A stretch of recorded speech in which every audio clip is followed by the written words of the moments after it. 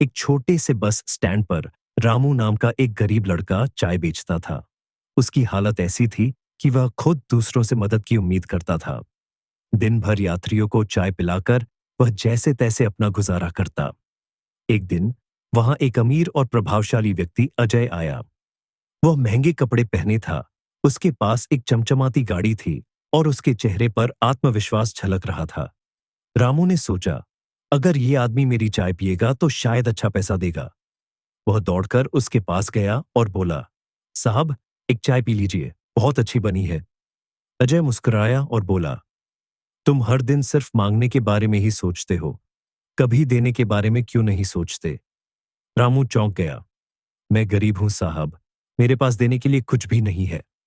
अजय ने हल्की मुस्कान के साथ कहा, अगर तुम सिर्फ लेने के बारे में सोचोगे तो हमेशा गरीब रहोगे, लेकिन अगर तुम देने के बारे में सोचने लगो तो अमीर बनने की राह पर चल पड़ोगे। रामू के मन में यह बात घर कर गई। उसने सोचा, क्या मैं भी कुछ दे सकता हूं? अगले दिन से उसने हर ग्राहक को चाय के साथ एक मुस्कान और शुभकामनाएं देना शुरू कर दिया। वह यात्रियों से अच्छी बातें करता, उन्हें आदर से चाय परोसता। धीरे धीरे उसकी दुकान पर ज्यादा लोग आने लगे। लोग उसकी ऊर्जा और सकारात्मकता की तारीफ करने लगे। कुछ ही महीनों में उसकी दुकान इलाके की सबसे मशहूर दुकान बन गई। अब वह सिर्फ चाय नहीं बेचता था, बल्कि अपने ग्राहकों को एक अच्छा अनुभव भी देता था।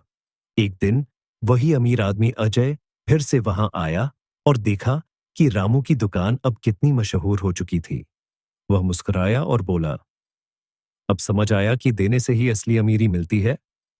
रामू ने खुशी से सिर हिलाया और कहा, हाँ साहब, अब मैं सिर्फ पैसे नहीं कमाता बल्कि लोगों की खुशी भी कमाता हूं।